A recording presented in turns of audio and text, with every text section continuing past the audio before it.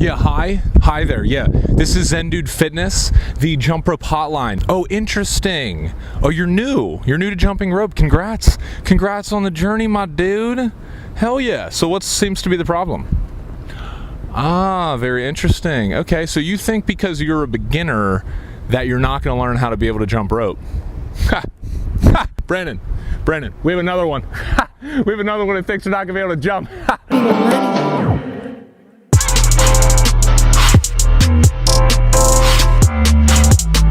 What's up, players? What's going on, Zen Dude Nation? This is Dan Whitmer, and today I'm going to be teaching you how to jump rope if you are a beginner.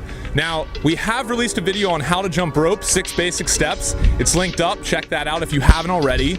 But from getting so much great feedback from the YouTube community, we've started to focus in on a little bit more of what you guys really truly need help with if you are a beginner. Brandon and I, first of all, cannot thank you guys enough. We love the momentum that's building, and we love hearing about the stories of people losing weight and living a happier life through doing jump rope. In this video, we're gonna go over the fundamentals again, but we're really gonna focus in on the difficulties that most of you have been telling us that you're facing. If you like this tutorial and want more of them, give it a thumbs up below. And go ahead and subscribe to our channel if you want more workouts, tutorials, and everything involving getting lean with a jump rope and your body. After learning how to jump rope, if you're a beginner and you want to get started with some workouts that kind of ease you into the workouts that we do here at Zen Dude Fitness, go ahead and click the link below and check out our free 4-week challenge. It's great for beginners. If you're advanced, it works too, but especially good if you're just starting out. We also have our recommended jump rope that I'm using in this video linked up below. It's cross rope. It's awesome. It's the best, most durable rope that we found thus far, so check it out. First of all, guys, just to talk a little bit about what we talked about in the last video,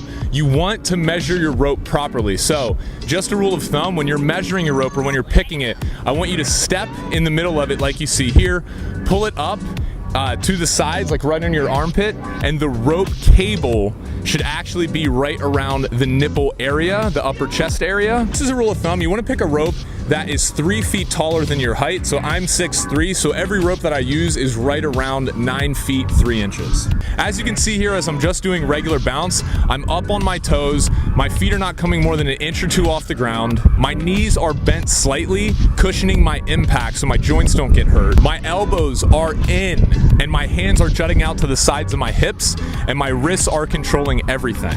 Now, a mistake that most people make when starting out that we get a lot of feedback about is they do 2 jumps, as you see here, for every time the rope swings around. I want you guys to get rid of this mentality and start. It's the easier way to jump rope, but it's not the correct way. And if you start off doing that, it's gonna be a lot harder to get yourself into just doing 1 skip for every rope turn. Okay, so what I want you guys to do is start off by just hopping. 1, 2, 3, 4, 1, 2, 3, 4, and get that consistent rhythm down and get used to counting, and then envision the rope spinning 1 time underneath you every time you do that. Now that brings me to my next point, guys. This might seem a little bit difficult at first, but let's incorporate the rope, and all I want you guys to do is practice swinging through 1 time and then stopping. So if you notice here, I'm just putting the rope behind my back, swinging it once underneath my legs, counting 1 and stopping, and then I'm resetting and I'm doing that again. All right, good. Now that we have that, let's move up to 2 times. So just keep the rope steady and then go 1, 2. As you can see here, I'll give you guys a little bit of time to get this down. And as you see here, I'm just going 1, 2, and then stopping. 1, 2, and then stopping. Good, guys. Now I want you to move up to 3. 1, 2, 3, and stop. 1, 2, 3, and stop. What this is doing is training your mind to always associate 1 rope skip with 1 time jumping your feet instead of 2 times jumping your feet. And this is essential if you want to spin the rope fast, if you want to be able to do a lot of tricks, and just overall, you know, look like a ninja. The next thing I want you guys to focus on is jumping only 1 to 2 inches off the ground. A lot of people, when they first start out jumping rope, is they jump too high off the ground, and this causes shin splints, it causes aches and pain in their knees and ankles, and it's just unnecessary, guys. If you jump rope correctly, it is a low impact sport or exercise that is actually better for you than jogging. So guys, the only trick where we're jumping higher off the ground is really the double under, or any trick where you're swinging the rope more than 1 time through in 1 hop. So for everything else, most tricks included, you're just gonna be coming 2 inches off the ground at most, maybe a little bit higher sometimes as you watch me here, but you want to maintain those bent knees and just cushioning every single hop that you have so you can jump rope for longer periods of time without any pain. So guys, I want to talk about your arms. Now, a lot of people, when they start out jumping rope, they have these very stiff arms, as you can see here in this footage.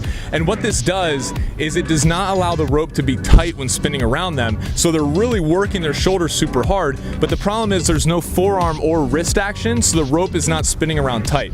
An analogy that I like to use is, think of a baseball player.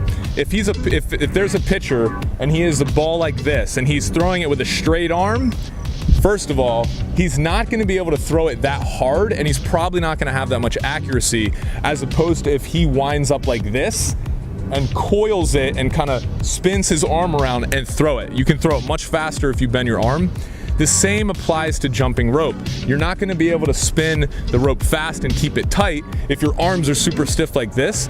You need to make sure you're getting in proper arm motion with your forearms. So keep the elbows in, let the forearms and the wrists do everything. They're gonna make sure that the rope stays tight as it spins around, which will allow you to go faster and do more tricks. Which brings me to the wrists. The most important part that anyone can focus on when jumping rope as a beginner is your wrist. Now, if I turn to the side angle here, you can see this little range of motion going on with my wrists. Just pretend that my wrist socket right here is just a ball bearing, and that is swinging the rope around. That's how you keep it tight, and that's how, if you notice here in this footage, it looks like I'm pretty effortlessly spinning the rope super fast.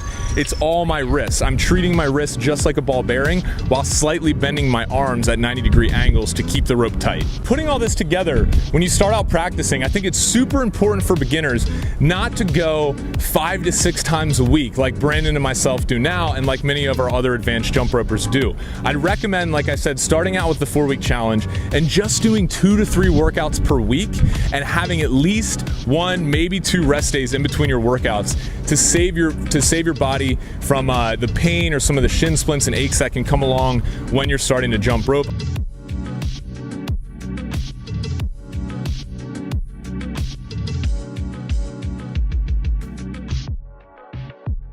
Yeah, I know, okay, and my mic's also still broken. Brandon like freaking left to LA and left me with this one.